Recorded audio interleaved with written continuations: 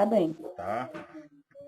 Na verdade, viu, meus irmãos, assim, eu acho que os irmãos leram o conteúdo que eu disponibilizei lá no WhatsApp também. Eu refiz, na verdade, o primeiro slide, tá? Eu percebi ali, na verdade, que acho que aquela parte, né, o fundo de tela ficou muito escuro e eu sou muito crítico comigo mesmo, né? Então, quando eu faço alguma coisa, depois eu volto, tento revisar, ver se ficou algum detalhe, e aquilo me incomodou bastante, então eu acabei, na verdade, tendo que refazer.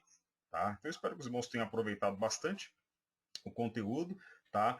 Curtam depois, meus irmãos, lá a nossa página também lá no YouTube, dá um participar, se inscreve lá também no canal também, tá? Porque no final, na verdade, no final dessa nossa disciplina, tá? Eu vou fazer, na verdade, uma espécie de um sorteio de alguns livros que nós estamos selecionando, tá? Então estou selecionando aí, na verdade, alguns livros, tá? E vou fazer um sorteio. Só que sorteio eu vou fazer ao vivo, tá? Vou fazer ao vivo e fazer, na verdade, esse sorteio para todos os irmãos que se inscreverem lá no link lá do YouTube, tá? E curtirem lá, darem um joinha lá para a gente também, tá bom?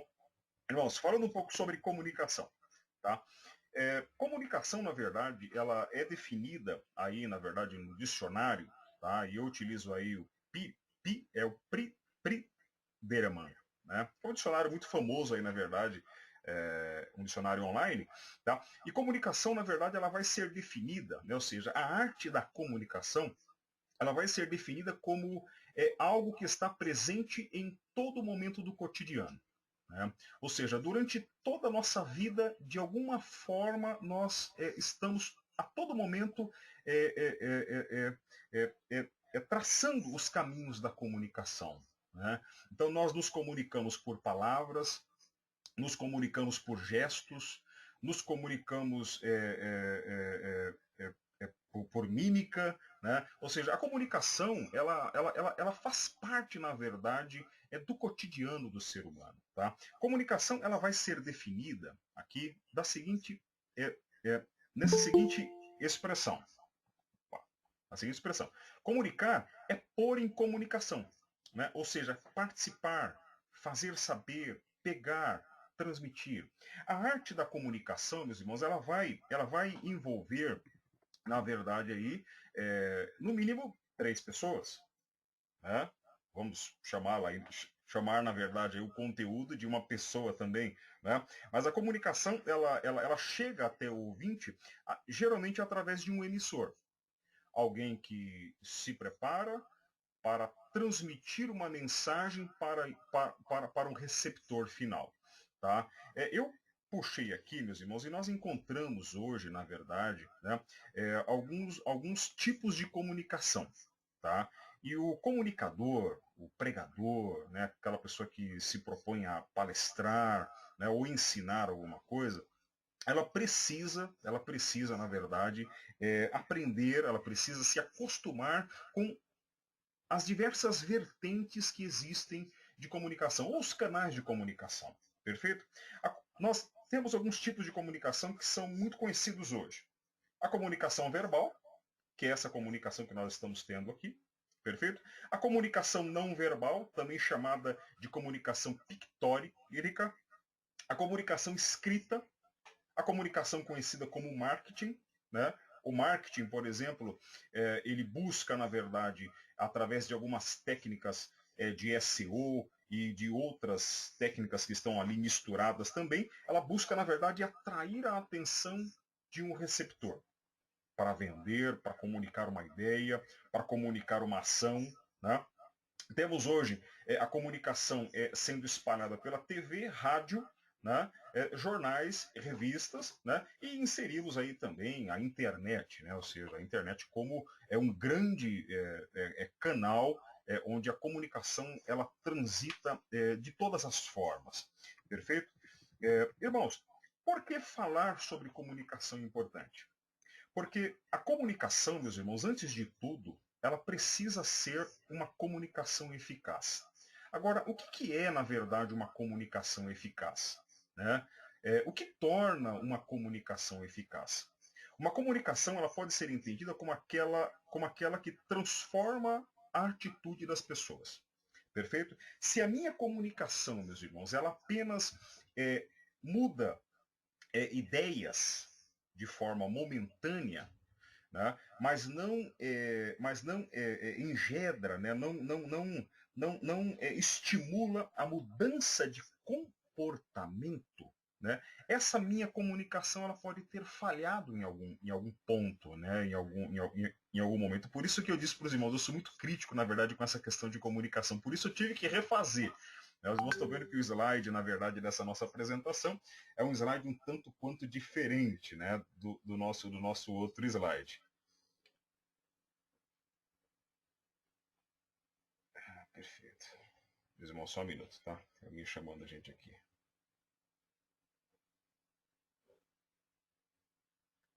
Depois a gente responde, irmão. Tá? Então, os irmãos imaginem o seguinte, né? A comunicação, ela precisa, na verdade, ser eficaz para alcançar um objetivo.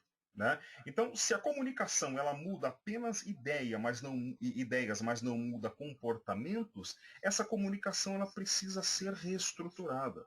Né? E aqui eu faço, meus irmãos, na verdade, um apontamento que é o seguinte: o pregador, né, o pastor, aquela pessoa que se propõe a ensinar, ela precisa, na verdade, sempre estar fazendo uma reavaliação das suas técnicas. Né? Por isso que a homilética ela vai envolver a arte. Né? A arte, meus irmãos, os irmãos acham que a arte é viva ou a arte é morta, é algo estagnado? A arte, meus irmãos, na verdade, ela é um processo que está sempre em constante evolução. Os irmãos concordam comigo? Né? Ou seja, a arte ela não tem uma base onde a gente possa falar assim, não, eu fiz isso aqui vai ficar dessa forma para toda a vida. Peguem, por exemplo, às vezes o escrito, né, o livro de um escritor. Né? É muito comum um escritor, às vezes, lançar a primeira versão, a segunda versão, lançar muitas das vezes as revisões daquelas primeiras versões, fazendo uma releitura daquilo que ele escreveu, às vezes, 2, 3 anos atrás. Né? Eu lancei há um tempo atrás um livro que deve estar disponível até na Amazon ainda. Né? Um livro onde a gente fala um pouco sobre liderança, liderança cristã. Né? Então, para os irmãos terem uma ideia, esse livro ele já passou por aproximadamente 3 ou 4 revisões. E por que esse livro, ou tudo que diz respeito na vida de um comunicador, de um orador, precisa passar por revisão? Porque essa arte, meus irmãos, da homilética, a arte de ensinar, a arte de fazer sermões, que é, de fato, o tema que nós estamos tratando aqui, é uma arte que vai mudando com o tempo. Né? Ou seja, nós precisamos, na verdade, nos habituar, na verdade, com os novos meios de comunicação, as novas formas de linguagem, né? Os novos trejeitos de se comunicar, os novos gestos. Né? Ou seja, é um mundo, meus irmãos, que está sempre em constante mudança. Perfeito? É um mundo que está, na verdade, sempre em constante mudança. Ok? Eu trouxe um desenho aqui para os irmãos para a gente falar um pouquinho, na verdade, sobre a comunicação. Quando os irmãos olham, né, observam essa figura, o que nós estamos vendo aqui, meus irmãos? Nós estamos vendo ali, na verdade, um emissor, alguém que está tentando transmitir uma mensagem até um receptor. Se essa mensagem ela não tiver o seu assunto, o seu código de linguagem, né, e o seu canal, ou seja, o meio pelo qual a mensagem ela vai ser transmitida, os irmãos acham que o receptor na outra ponta ele conseguiria codificar essa mensagem com exatidão? Não conseguiria. Né? Então, o emissor, a pessoa que está do lado de cá, e tenta, na verdade, transmitir uma mensagem para um receptor, ela precisa, na verdade, meus irmãos, fazer sempre, como diz para os irmãos, essa releitura, esse estudo. Né? Por isso que a arte homilética também, meus irmãos, ela não é ela não é um conceito estagnado. Né? Não é um conceito que você possa dizer assim, não, pastor, eu fiz o estudo sobre homilética e agora eu domino tudo sobre homilética. Eu sou um expert em homilética. né? Ou seja, eu vou, na verdade, dominar todas as técnicas da oratória, da arte de fazer sermões, as formas de comunicação, né? Eu vou dominar. Não, você não vai dominar. Por quê? Porque essa, meus irmãos, é uma arte que está sempre em constante mudança, em constante evolução. Imagine, por exemplo, os apóstolos no período de Jesus, eles não tinham acesso à internet. Né? Eles não tinham que se habituar, na verdade, a isso, mas eles tinham, na sua época, os desafios do seu período. Né? Os desafios da sua época. Né? E eles foram, na verdade, desenvolvendo. Hoje estamos vivendo, meus irmãos, um período, né, de mudanças na área de tecnologia, por exemplo, que passam por saltos aí tremendos, né? Ou seja, desde a década de 90, na verdade, os saltos em comunicação, né, no que diz respeito a essa parte de comunicação, tiveram saltos aí de praticamente de menos de 2 anos. Né? É, conseguimos ver aí o advento de grandes produtos que foram lançados no mercado, né, visando o quê? Visando justamente esse afinar da comunicação sempre entre um emissor e um receptor.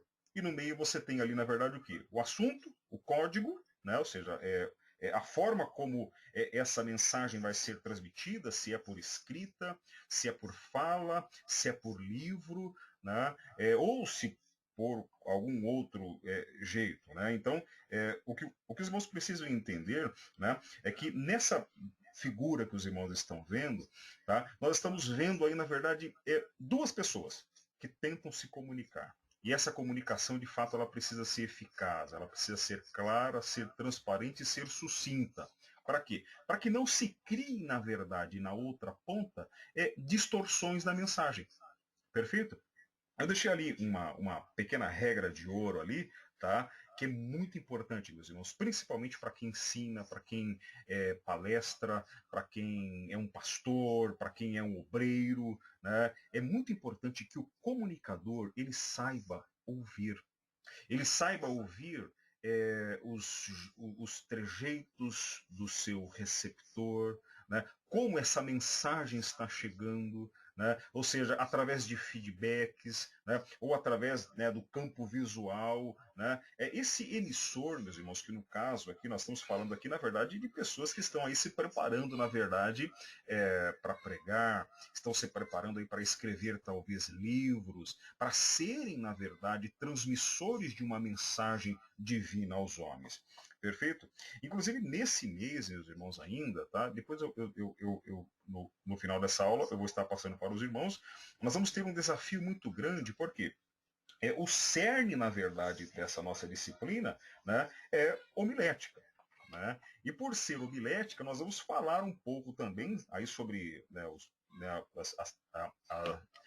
as principais, os principais tipos de sermão, né?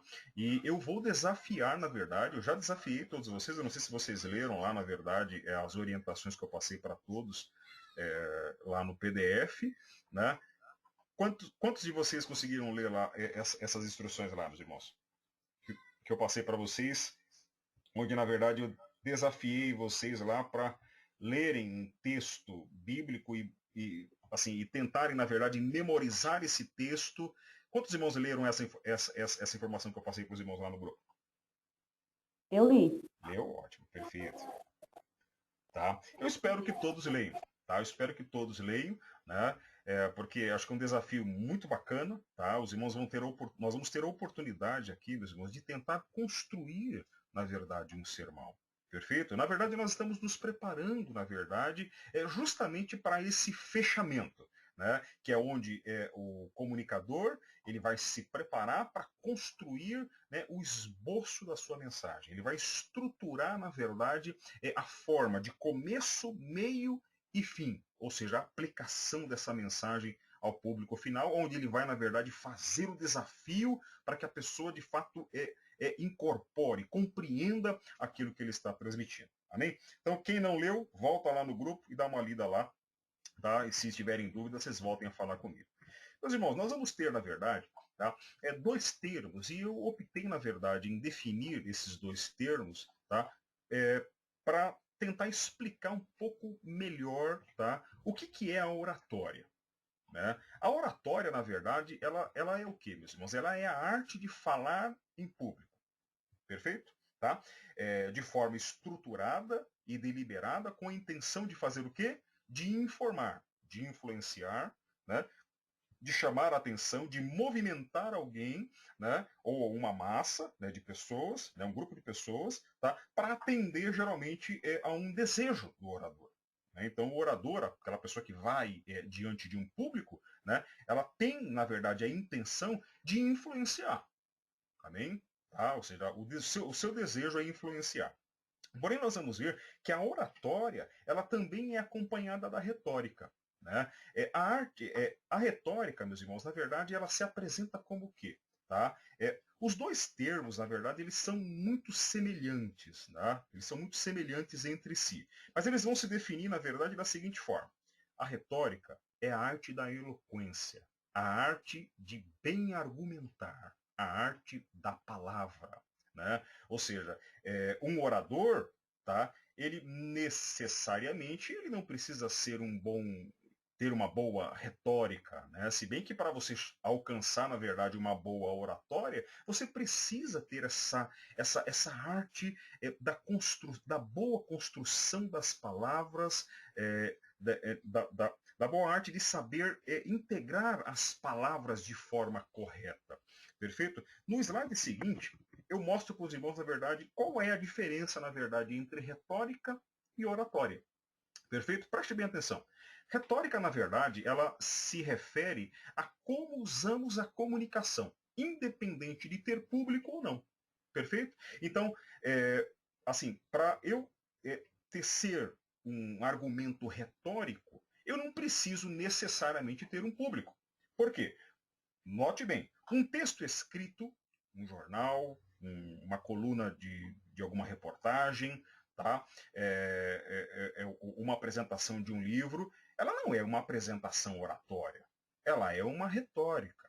Tá? Então, note bem, um texto retórico, né, ele nunca será oratório enquanto esse texto não for apresentado ao vivo diante de um público. Perfeito? O que nós estamos fazendo com os irmãos aqui, na verdade, eu pergunto para os irmãos, é retórica ou é oratória? Oratória. É oratória, perfeito? Seria retórica se eu fizesse o quê? Se eu disponibilizasse apenas o texto para que os irmãos tivessem acesso, entendeu? A um conteúdo que eu quero transmitir aos irmãos. Isso seria uma retórica. Por quê? Porque na retórica eu construo bem as palavras, eu tento fazer as palavras se casarem, né? Casarem os verbos, os substantivos, os adjetivos, né? Criando, na verdade, toda essa arte. Né? Porque a palavra, meus irmãos, ela encanta. Né? A palavra ela tem esse poder de encantar. Né? Mas quando eu pego esta palavra e venho e me apresento diante de alguém, eu estou então fazendo uma oratória.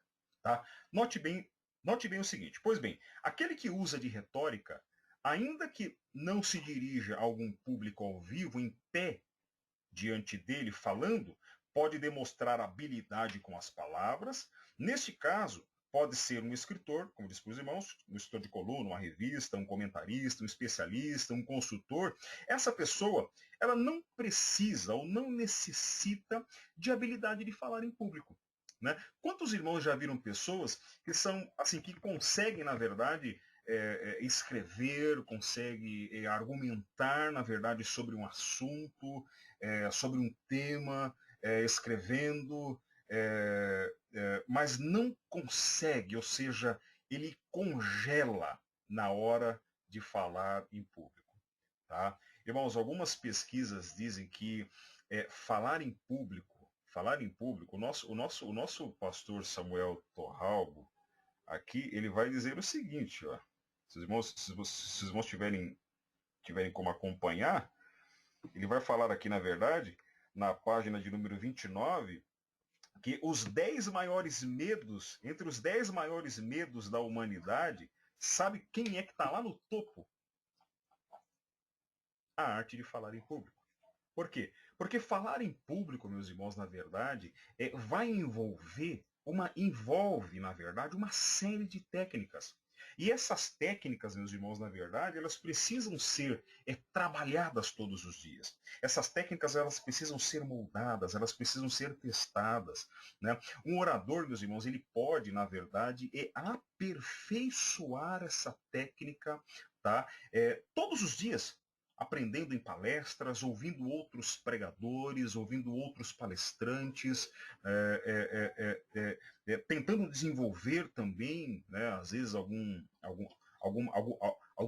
linha, às vezes mais particular, né, um trejeito, às vezes dele, né, dele mesmo, né, mas que esteja, na verdade, de acordo com as regras, né, com as regras também da oratória. Tá? Agora, preste atenção. Para a oratória, é importante o conhecimento da técnica. Né? Então, esse conhecimento, por exemplo, de você encantar com as palavras, né? Encantar talvez com o conhecimento, com a arte de unir, na verdade, palavras, etc. O orador ele vai demonstrar conhecimento, ele precisa, né? Na oratória, ele precisa, na verdade, fazer o quê? Demonstrar conhecimento. Então os irmãos imaginam o seguinte, nós vamos, por exemplo, falar sobre Atos dos Apóstolos, capítulo 13, se não me falha a memória. Né? Então, por isso que eu pedi para os irmãos, para que os irmãos pudessem, na verdade, ler um pouco mais sobre o assunto, se debruçar sobre o texto bíblico, ler o texto bíblico, tá? E fazer ali, na verdade, uma espécie de leitura hermenêutica do texto também. Para quê? Para que nós pudéssemos, na verdade, meus irmãos, chegar no momento de estruturar, por exemplo, o texto, separando o tema do título, da preposição, da ilustração, né? E dividindo todo um sermão de forma a termos domínio, na verdade, sobre o assunto. Perfeito? Tá? Então os irmãos imaginam o seguinte, o orador, ele precisa, meus irmãos, na verdade, demonstrar o quê? Conhecimento no assunto, a ordenação das ideias, entendeu? Os irmãos já pensou, ou já pensaram se nós começássemos uma pregação fazendo um apelo? Teria lógica isso, meus irmãos? Fazendo um apelo, de repente, para que as pessoas concordassem com alguma palavra minha? Não faria muito sentido. Perfeito? Não faria muito sentido. Tá? Então os irmãos imaginam o seguinte, o orador, ele de fato precisa ser aquela pessoa que saiba, na verdade, ordenar as suas ideias. Né? Ou seja, colocando, na verdade, esboçando nas suas ideias começo, meio e fim da sua exposição. Né? Um orador, ele precisa ser aquela pessoa, meus irmãos, que saiba trabalhar com a entonação adequada da voz. Então imagine os irmãos, né? Se eu falar para os irmãos, preste bem atenção, se eu chegar para os irmãos e falar assim, tô com sono. Eu pergunto para os irmãos, eu causei algum efeito nos irmãos? Causei algum efeito? Sim ou não, meus irmãos? Me ajudem aí. Não. Não. Não. Por quê? Porque a frase ela soou como? Soou uma frase fria. Mas se eu chego para os irmãos e falo assim, eu estou com sono, estou muito cansado. Alguém vai sentir dó de mim. Alguém vai olhar e falar, poxa, o pastor de fato está cansado. Por quê? Porque a entonação da sua voz, a forma como a sua voz chegou ao meu ouvido, demonstrou esse cansaço, demonstrou essa fadiga. Então, irmãos, a forma como o pregador transmite essa mensagem, ela precisa, na verdade, meus irmãos, trazer essa adequação da voz. Né? Por exemplo, se eu vou falar a um público de 5, 6 ou 7 pessoas, eu preciso, meus irmãos, sabiamente estudar o ambiente, saber aonde eu vou falar, quem são as pessoas que vão me ouvir naquele local. Eu preciso, meus irmãos, é quase que algo pouco visto, né? Mas eu preciso, e é necessário, meus irmãos, que o pregador, além de ter esse conhecimento da adequação da voz, a forma como ele fala, os irmãos já prestaram atenção que crente gosta de falar quase com o microfone dentro da boca? Já prestaram atenção? Né? Não, Já. eu pergunto para os irmãos, não é ruim você ouvir uma pessoa pegar o microfone e parece que ela vai engolir o microfone? Ela não consegue, na verdade, ter um uso correto daquele aparelho, daquele dispositivo, daquele amplificador de voz. Tem gente que não sabe que, na verdade, ou às vezes desconhece, né, o fato de que o microfone, ele é um ampliador de voz. Então você, na verdade, não precisa exagerar no uso da voz. Você só precisa, na verdade, saber a forma de entonação, o som adequado, o volume, saber, na verdade, encher, às vezes, o diafragma aqui, tá? Para que a voz ela saia, na verdade, de forma adequada, com a própria respiração. Né? Esse orador, meus irmãos, ele precisa conhecer das palavras, ele precisa ter uma habilidade no uso, né? E das conjunções das palavras, dos verbos. Por isso, meus irmãos, que a vida do orador, na verdade, ou seja, aquela pessoa que se dispõe, na verdade, a se tornar um pregador, né? Um transmissor de qualquer mensagem que seja, né? Ele precisa, na verdade, meus irmãos, se esmerar, trabalhar muito. Tá? Quer ver uma outra coisa muito comum? Às vezes nós vamos ouvir, às vezes, certos pregadores falar, né? Os irmãos já prestaram atenção na forma como eles, às vezes, gesticulam, às vezes, expressões sem sentido. Né? Expressões, às vezes, sem sentido algum. Né? Porque, irmãos, até mesmo a forma como nós falamos, a forma como nós mexemos com o corpo, com as mãos, né? A minha postura, por exemplo, no púlpito, ela fala. Né? Né? Ou seja, a forma como eu me apresento diante das pessoas, né? Ela pode, na verdade, ser boa ou ser ruim para mim. Quer ver uma outra coisa e um hábito que talvez muitos dos irmãos já perceberam? É o hábito, às vezes, de pessoas ou de pregadores, né, que ao assumir uma tribuna, não olham para a igreja. Alguém já viu gente assim? Ela pega o microfone, parece que ela baixa a cabeça, fecha os olhos, né, e ela não olha mais para a igreja. Ela não Já vi, consegue. já. Oi? Eu já vi, já. Já viu? Né? Ou Já vi. seja, assim, e parece que não, mas é de fato muito comum. E o olhar, meus irmãos, na verdade, ele comunica as expressões profundas da nossa alma. Né? Quando eu vou falar com alguém e eu olho nos olhos dessa pessoa, né, eu consigo, na verdade, atrair essa pessoa para mim. Né? Eu consigo, na verdade, prender a atenção dessa pessoa, às vezes na forma como eu olho, né? Na forma como eu encaro o público que está diante de mim. Né? Porque, irmãos, o público, na verdade, ele vai fazer duas coisas. Né?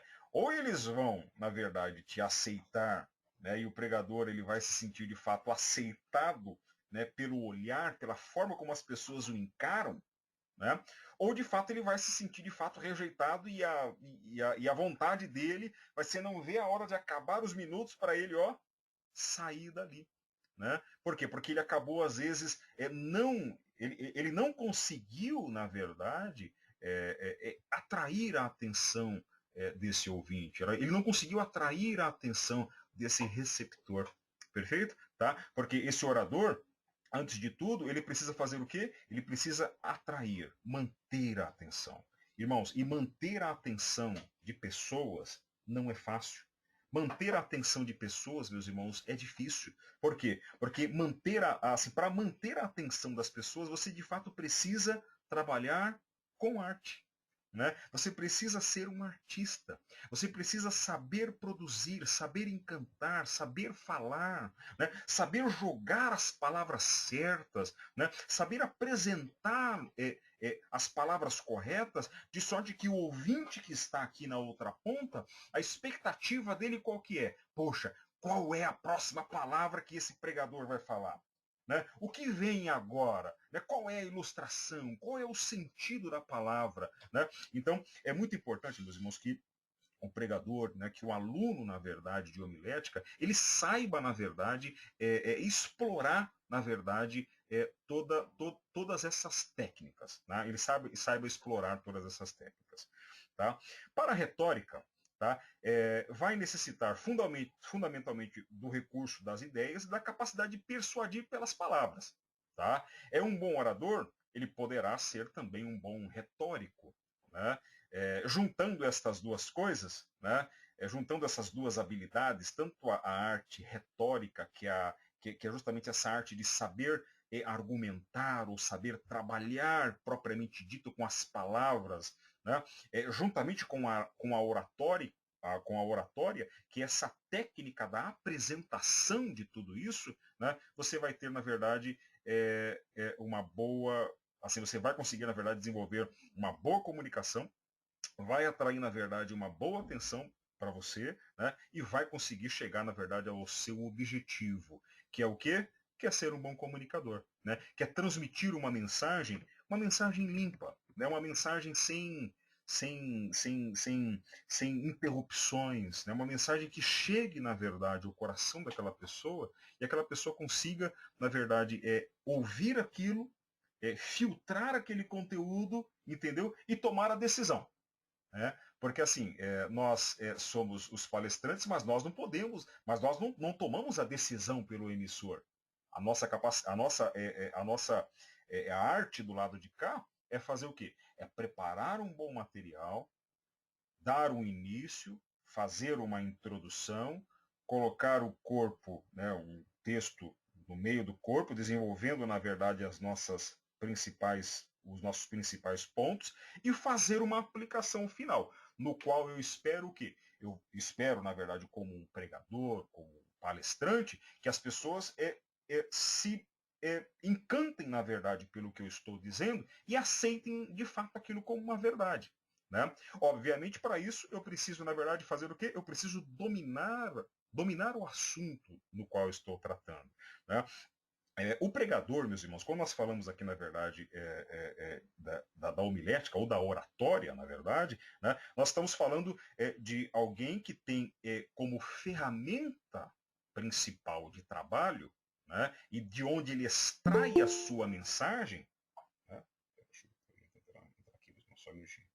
né, de alguém que vai extrair, na verdade, a sua mensagem, né, alguém que é alguém que utiliza, na verdade, do quê? Ele se utiliza do texto bíblico. Ele vai se utilizar, na verdade, do texto bíblico. Meus irmãos, dá só um minutinho que eu acho que eu saí aqui da tela. Tem alguém tentando acessar aí, não tem? Acho que a pessoa saiu. Deixa eu acessar aqui a sala aqui pelo outro aplicativo meu, meus irmãos. Agora que eu pedi para os irmãos entrarem cedo, hein? Vamos lá. Peraí. Deixa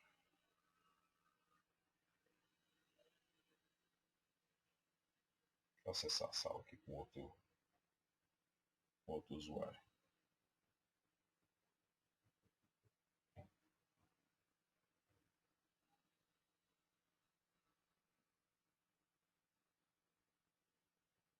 Se alguém chamar aqui, eu consigo aceitar ele por ali. Tá? Meus irmãos, pergunta. Tranquilo até aqui? Os irmãos entenderam? Estão me entendendo? Tem alguém que quer fazer alguma pergunta nesse ponto aqui? Ou posso seguir? Pode seguir, pastor. Posso seguir? Perfeito. Tá? Irmão, se nós voltarmos lá, na verdade, para o nosso conteúdo, tá? Nós vamos chegar aqui, na verdade, meus irmãos, onde eu intitulei as ferramentas, tá? Da arte oratória. Tá? Nós definimos, eu optei, irmãos, as ferramentas, na verdade, para o uso da técnica oratória são várias. Tá? Nós poderíamos aqui, na verdade, gastar horas falando sobre as ferramentas, as técnicas da arte oratória, tá? Mas, na verdade, nós vamos nos ater, na verdade, apenas nesses dois pontos. Tá? Que são, inclusive, os pontos que são apresentados aqui também na nossa apostila, na nossa disciplina. Tá? A primeira ferramenta que é apresentada aí, meus irmãos, ela se apresenta como a eloquência. Né? Eloquência no original, né, ou no latim, tá? Ela vai trazer o sentido de eloquentia. Né? Ou seja, é na oratória, na retórica e na redação, a forma de falar ou escrever fluentemente, tá? Esse escrever fluentemente, meus irmãos, antes de tudo, ele denota o quê? Ele denota elegância, né? E uma elegância persuasiva, né? Imagine os irmãos, se nós fôssemos falar sobre qualquer tema, meus irmãos, sobre qualquer tema, né? Qualquer tema que for abordado, meus irmãos, por um pregador ou por um orador, né? Ele precisa estar recheado com elegância. Por quê? Quando eu utilizo, na verdade, meus irmãos, dessa elegância, dessa boa aplicação da palavra, né? Eu vou ser persuasivo. Né? Ou seja, eu vou conseguir, na verdade, passar, transmitir, na verdade, através da eloquência, desse uso das palavras, emoção. E, meus irmãos, emoção domina as pessoas. A forma como eu me dirijo às pessoas, né? A forma como eu consigo construir as palavras e apresentar as palavras ao público final, vai fazer o quê? Vai fazer com que eu tenha uma receptividade grande ou não tenha receptividade nenhuma por parte do meu ouvinte. Entendeu? Então, se um pregador, um ensinador, né, ele assume, por exemplo, uma tribuna, né, e ele se utiliza de palavras deselegantes, de palavras talvez frias, talvez mal colocadas, eu pergunto aos irmãos, qual é a chance, por exemplo, meus irmãos, desse pregador ele ser bem quisto, ele ser ouvido pelo seu público final? Os irmãos acham que ele vai ter sucesso? Os irmãos acham que ele vai ser persuasivo na sua palavra? Irmãos, ainda que nós usemos, por exemplo, de palavras de correção, né? Palavras, às vezes, chamadas de palavras mais duras, mas se esta palavra mais dura, ela for, na verdade, dirigida com elegância, a pessoa ou o receptor que está na outra ponta, né, ele não vai ter outra opção senão ser persuadido. Né? Irmãos, acredito eu que boa parte dos irmãos, só um minutinho, irmãos, acredito eu que boa parte dos irmãos trabalha em empresas, certo? Trabalha em empresas. Tá? Eu pergunto para os irmãos, um feedback, um feedback, né, que é dado, tá, aí por um gestor de área, um gerente de trabalho, né, se ele for dado, meus irmãos, de uma forma deselegante, na forma de apresentação, até mesmo escrita, né, os irmãos querem ver uma coisa que soa às vezes muito ruim, até mesmo no próprio mundo corporativo. Você vai escrever um texto para qualquer pessoa. Qualquer pessoa. E você inicia um texto, por exemplo, sem cumprimentar aquela pessoa. Sem saudar aquela pessoa. E para piorar, você escreve o texto todo ele em letras garrafais. Sabe o que denota, meus irmãos, às vezes, quando você escreve todo um texto em letra gigante? Denota arrogância, denota presunção, né? Ou seja, estou falando com uma pessoa extremamente arrogante, né? Uma pessoa que é incomunicável e que só a palavra dela é a que vale. Obviamente, o que é que eu vou fazer?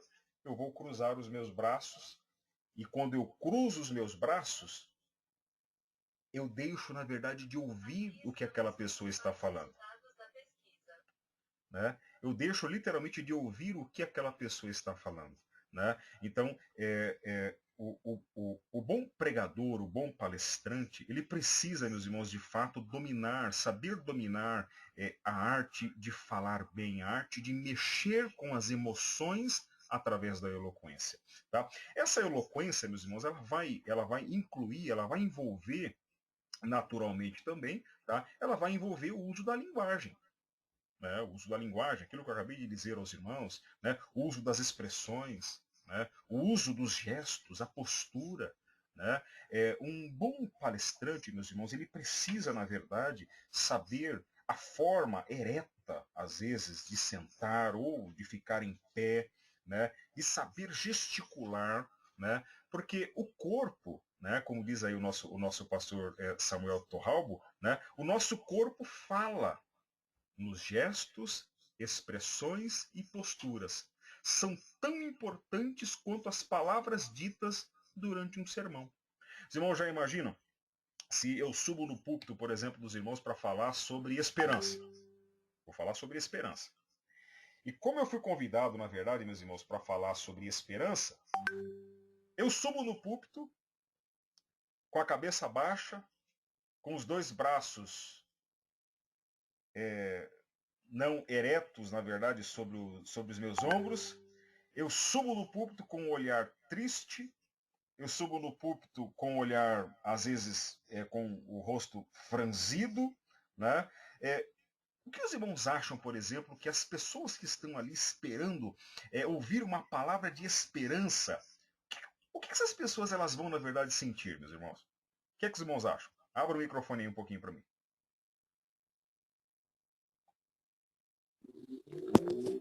Ali ela já vai se sentir desesperançada, né? Porque ela Desesperançada, né? Porque, poxa, tá esperando uma palavra de esperança, incentivo.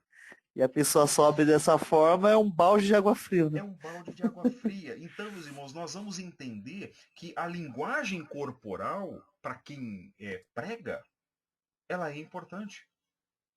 Né? A linguagem corporal, né? Os irmãos vão ver na nossa apostila também, que até mesmo a forma de vestimenta de um pregador ela fala bastante. Eu me lembro, meus irmãos, eu pastoreei uma igreja, eu pastoreei várias congregações também em outro ministério com o irmão, né? Eu me lembro que certa vez eu convidei um jovem para pregar, e esse jovem, quando ele chegou na igreja, meus irmãos, eu, assim, desculpem a expressão que eu vou usar, eu pensei que na verdade ele estava vindo, ele estava brincando. O sapato dele tinha 3 cores, o terno dele tinha 2 cores. Falei, não, esse rapaz só pode estar brincando comigo, né?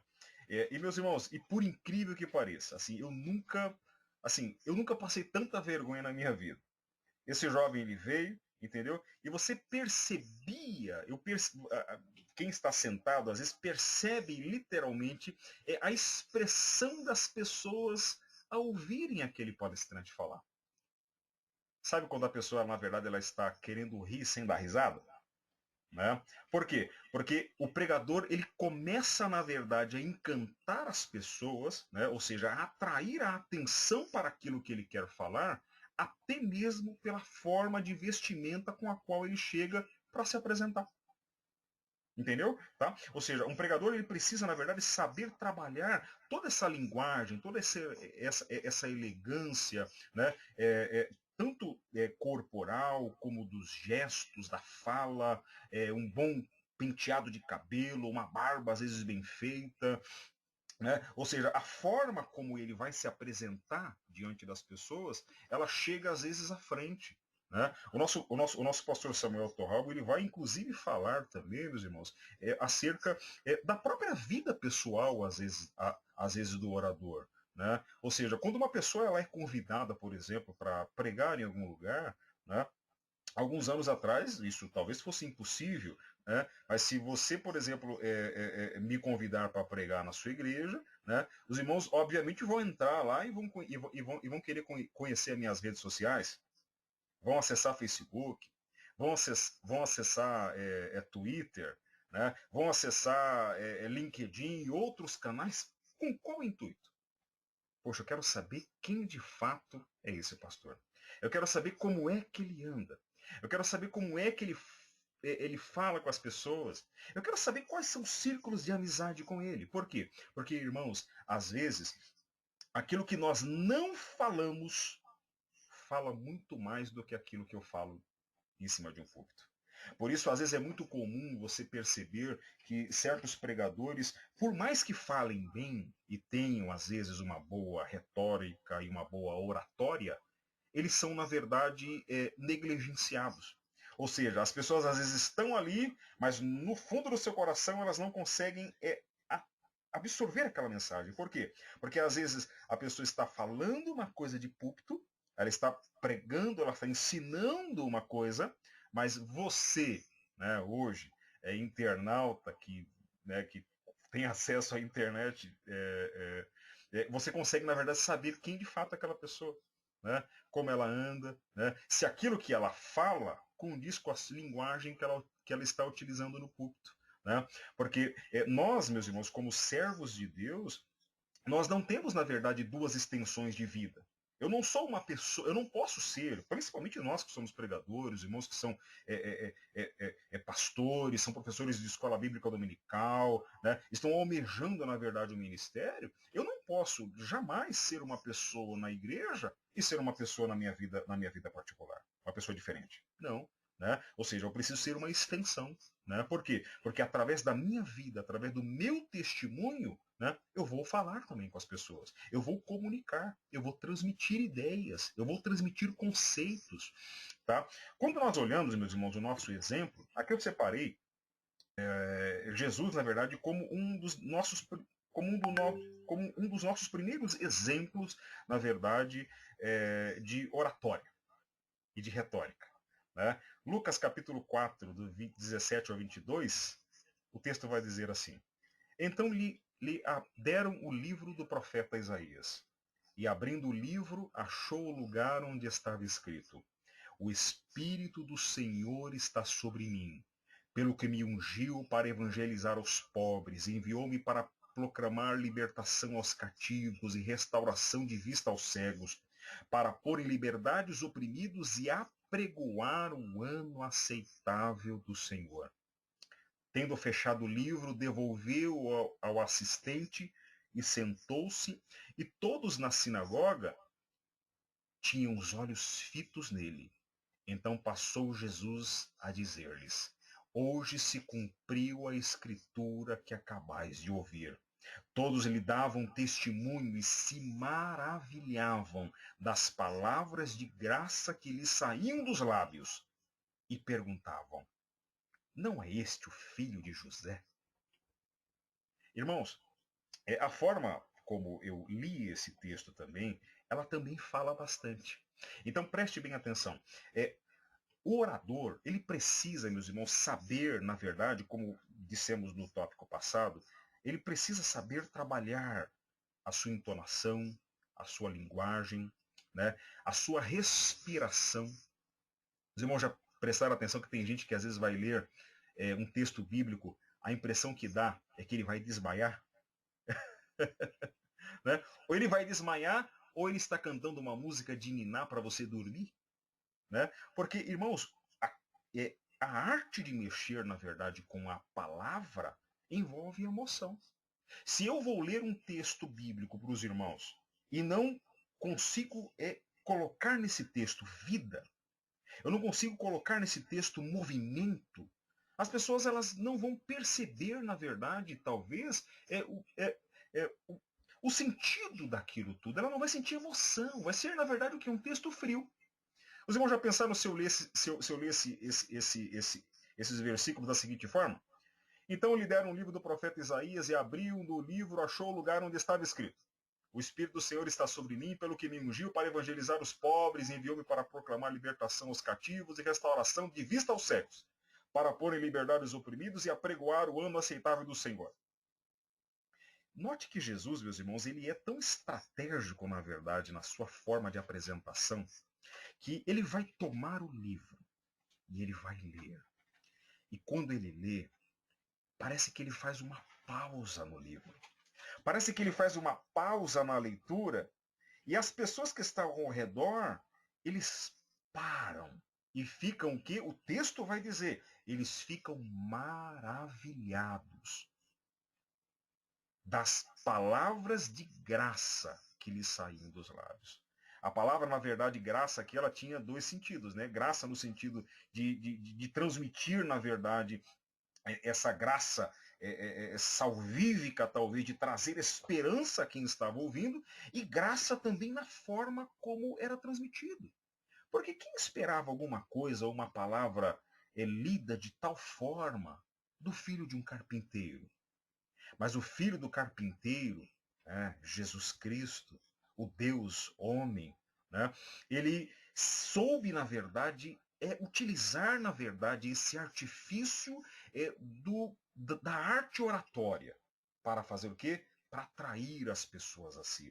Quando nós olhamos o nosso próximo exemplo, e aqui eu separei Atos 18, 24, os irmãos vão ver lá a figura de quem? A figura de Apolo. Note bem, meus irmãos, como o escritor de Atos dos Apóstolos, né, o nosso irmão Lucas, ele vai se referir, na verdade, a Apolo. Ele diz o seguinte: neste meio tempo, chegou a Éfeso um judeu natural de Alexandria, chamado Apolo. Note bem, homem eloquente e poderoso nas Escrituras.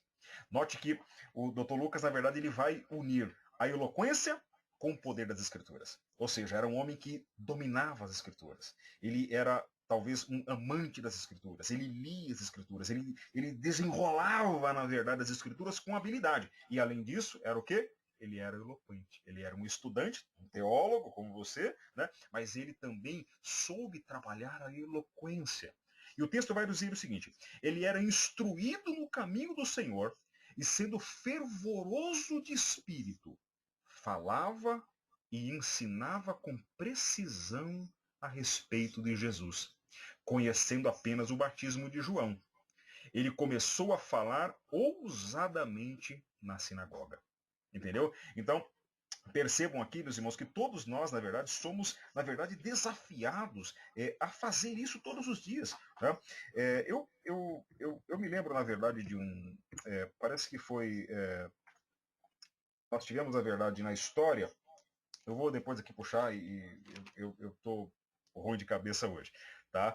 Mas houve, na verdade, um discípulo de um filósofo, tá? Que ele foi, em dado momento, cobrar o seu discípulo. E quando ele foi cobrar o seu discípulo, quando ele foi, na verdade, requerer ali a mensalidade, que era devida, o discípulo falou assim: não, não vou te pagar. Não, você vai pagar. E o pleito, na verdade, foi levado à justiça. Foi levado, na verdade, perante o júri. E aquele discípulo, ele acabou ganhando a causa. Porque ele falou assim: se o mestre, de fato, tivesse me ensinado a arte do convencimento ou a retórica de uma forma correta, eu teria, na verdade, te convencido, na verdade, a não cobrar a minha mensalidade. Entendeu? E como o senhor, na verdade, quer cobrar a minha mensalidade de qualquer forma, então, na verdade, o senhor não ensinou correto e eu não sou obrigado a te pagar. Tá? Meus irmãos, em resumo, tá? Aqui eu faço um breve resumo com os irmãos, que é o seguinte: o uso da oratória e as suas técnicas, meus irmãos, eles precisam, na verdade, estar em constante movimento. Tá? E podem ser, na verdade, usados de forma benéfica. Até porque a retórica, quando ela nasce, ela vai nascer, na verdade, lá com os gregos, ela vai nascer, na verdade, meus irmãos, com uma conotação de alguém que queria, na verdade, ser persuasivo na palavra, entendeu? Tá? No sentido ruim, ou seja, ela queria transformar uma verdade, né, ou uma mentira em verdade, utilizando a retórica. Né? Mas o uso, na verdade, dessas técnicas, meus irmãos, da oratória, da retórica, né, se forem, na verdade, aplicadas de forma correta, né, elas vão, na verdade, ser para nós, meus irmãos, ferramentas benéficas para a proclamação do Evangelho. Tá? O aluno, ele, na verdade, meus irmãos, ele precisa, tá, aprender a ser prudente, tá, e sábio, tá, e se dedicar no uso da arte homilética, da arte oratória, né, todos os dias da sua vida. Quer ver uma coisa, meus irmãos, que eu não sei quantos irmãos já fizeram isso aqui. Tá? Parece